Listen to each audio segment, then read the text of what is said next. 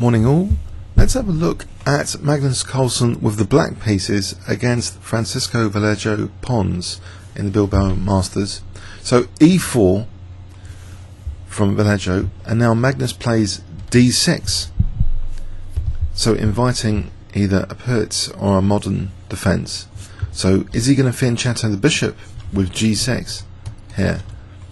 Well, no, actually he plays knight f6, and after knight c3 he plays e5, which is positively inviting an exchange of queens. Is this going to be dangerous for black? Well, white took up the invitation, so d takes e5 was played. D takes, queen takes, king takes. Is the king actually exploitable in the centre here? You can imagine white trying to castle queenside, maybe with check or use the pin. But on the other hand, what if c6 and king c7? Is the black king going to find shelter? And are these dark squares going to be of greater significance? Because white has broken up his central control a little bit with this capture d takes e5 earlier. So let's have a look. Knight f3 and now bishop d6, and we do get the pin bishop g5. And you might think, well, what about c6 here? Actually, Magnus chose bishop e6. We'll examine c6 maybe the second pass through this game, more clinical investigation. But bishop e6 was played. Possibly there was a big problem with playing c6 because castling would pin d6 and then e5 is vulnerable, of course. But let's check that out in the second pass. For the moment, bishop e6 was played and white castled. So now there is clearly a threat here of knight takes e5. So the e5 pawn is protected. Knight bd7. Black not minding, of course, in that earlier position, if exchanging, getting rid of the dark square bishop just to double the pawns, that would really weaken white's dark squares even further without the dark square bishop. So that wasn't really minded. Okay, so here, now after knight bd7, more pressure is put on the d6 bishop with knight b5. And we see actually the wisdom of not playing c6. There's another option now to play king e7, just supporting d6 with the king. Okay, and white actually took off that bishop, which potentially gives black a dangerous c file to play with. But let's see, bishop b5, rook hd8, and now knight d2 is played, protecting the e4 pawn, but it's pinned at the moment, the knight. But on the other hand, there's a potential for h6 to break the pin if bishop h4 g5, and in fact the pin is broken in this position. h6 is played here, so bishop h4 g5, bishop g3. Okay, now Magnus stretches out on the queen side a bit, kicking this bishop. So bishop takes d7, rook takes d7, and it looks as though black's position is okay. He seems to have solved most of the problems. After f3 he puts a rook on c8, now starting maybe with the idea of doubling rooks just to put more pressure on c2. King b1, now knight h5. White plays knight f1 here, and now f5, so trying to isolate one of white's pawns here. If f takes, that will be an isolated pawn, and then maybe rook c4 to carry on, ganging up on e4.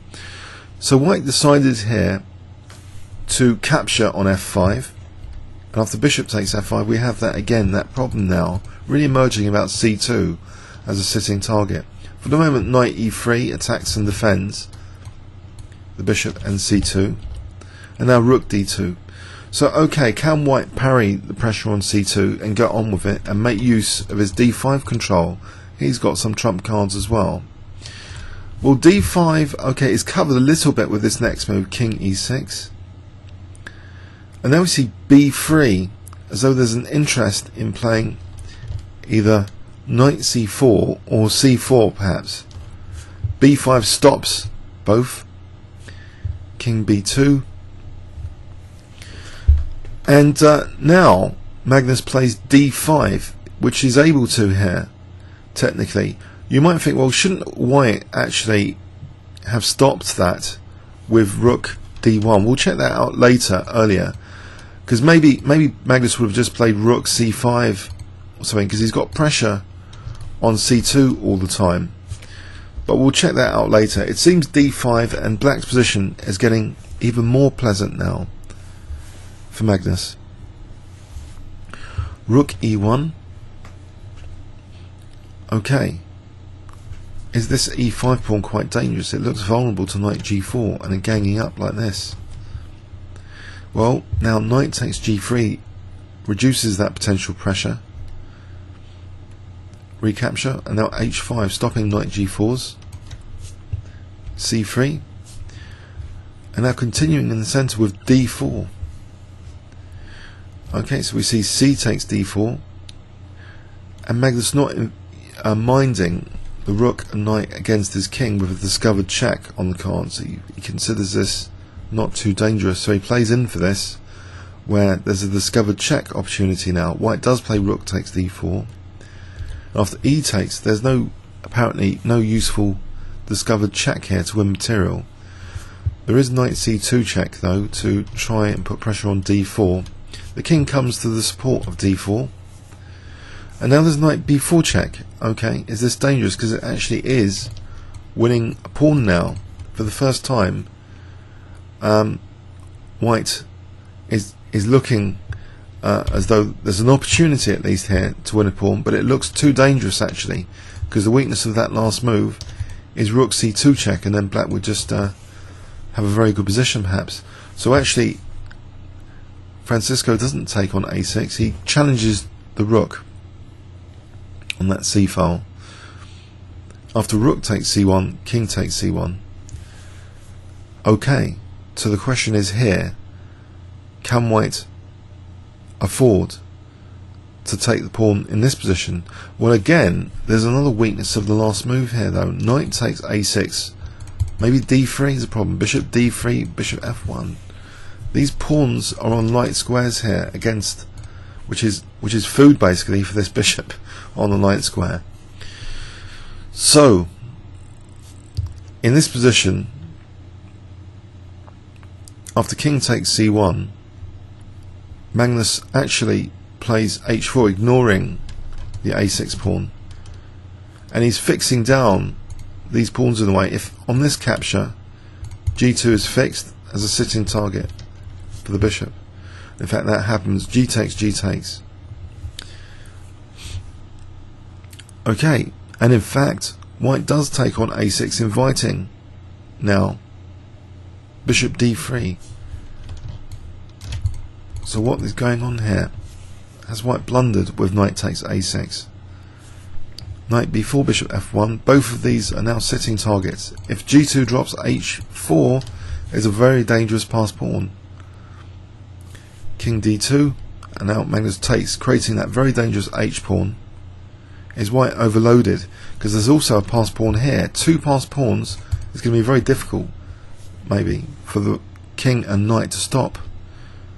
King e2, bishop h3, not rushing here to move the pawn. If the bishop can come back here, it's supporting d3 and h3 from f5. a4 trying to create a passed pawn as well. That's ignored now with bishop f5. Okay. Now there's a quick threat of h3, h2, h1 here. So a5 looks actually one step too slow. And a takes b doesn't look as though that's tempting, because the king is always able then to get to this pawn more easily. But in fact, maybe white recognises he's in a terrible position now, or a very difficult position. He plays a takes b5 anyway. And now the d pawn is pushed, and it can't really be taken with the knights, because takes and the king's too far away for this pawn. King e3 is played. Now h3. And it's an overloading.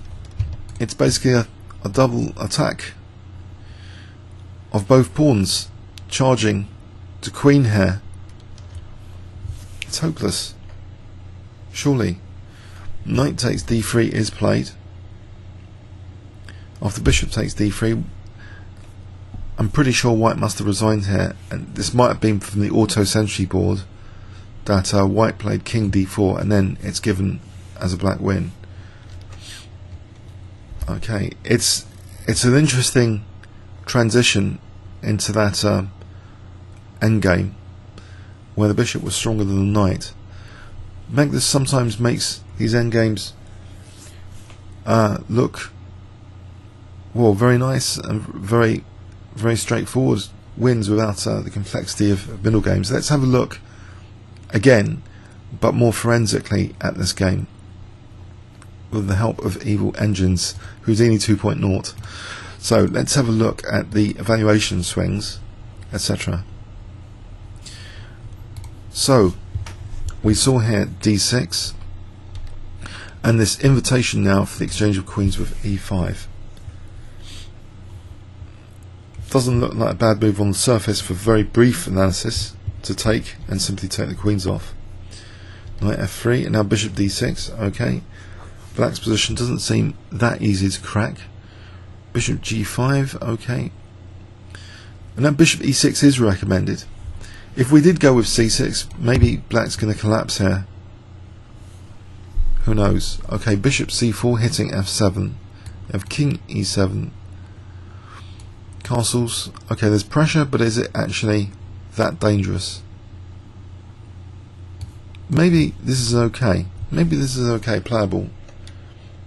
Okay, so bishop e6 though was played. White has small advantage, but nothing really to write home about. After knight b5, in fact, that gives almost absolute equality to black after king e7 from an engine point of view.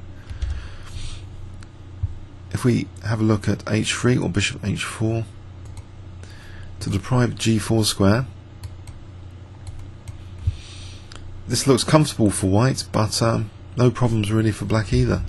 So I think Magnus with this opening has secured a nice position for the middle game.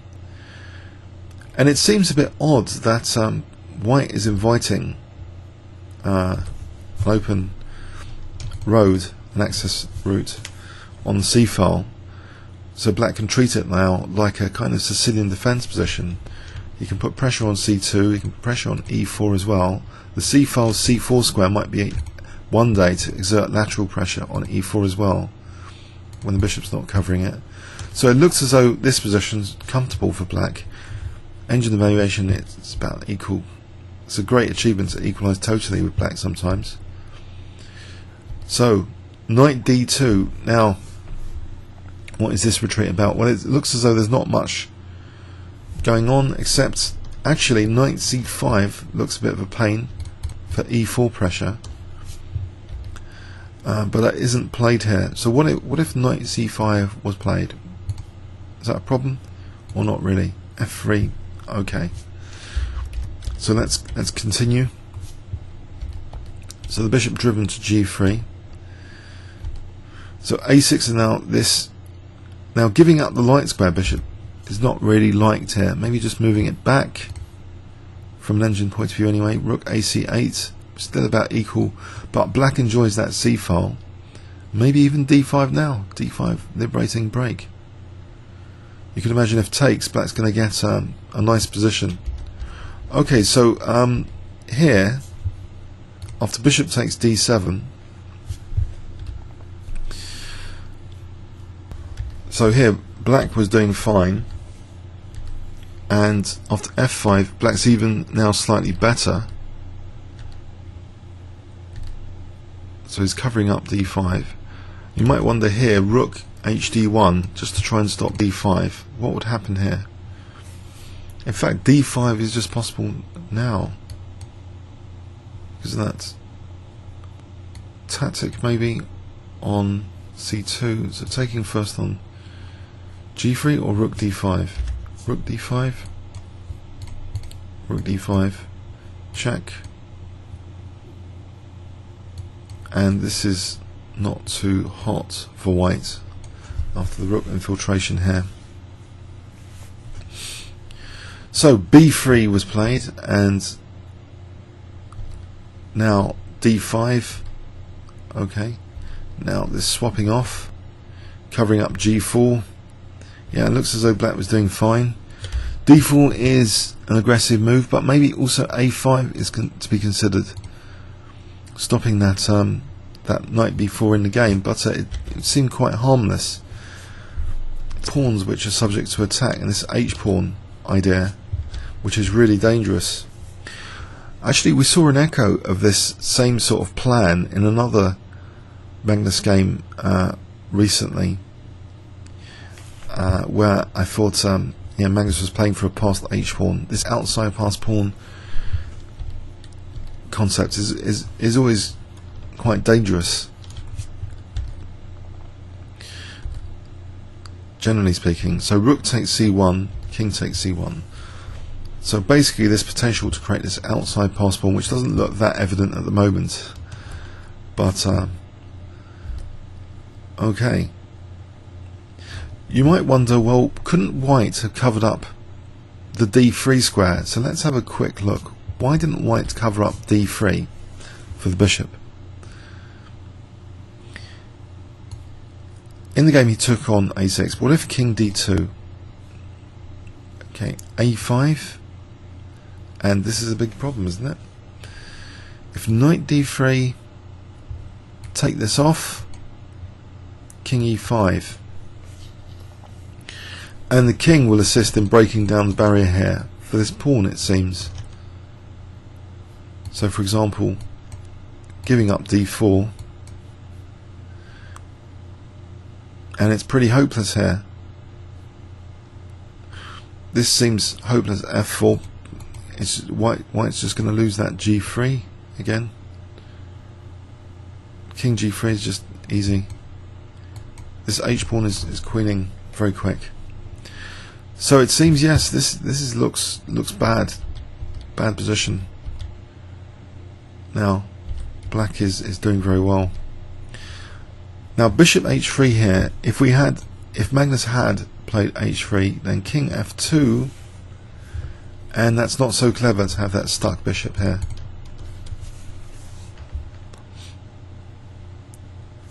Okay, so this is actually about equal apparently. So the way Magnus played it was absolutely brilliant. Bishop h3 to a4, bishop f5. Let's just check now. a5 I think is no good. d3 check. Now d2 is actually a good decoy for that king for h3, unstoppable pawn. And now this king could actually come anyway to stop this pawn. So this pawn's going and this pawn's not. Check. And now h2, queening. So that's pretty dire if we go back. So it didn't matter what white did here. The passed h pawn over there is winning this position. Hey, I hope you got something from that. Comments or questions on YouTube. Thanks very much.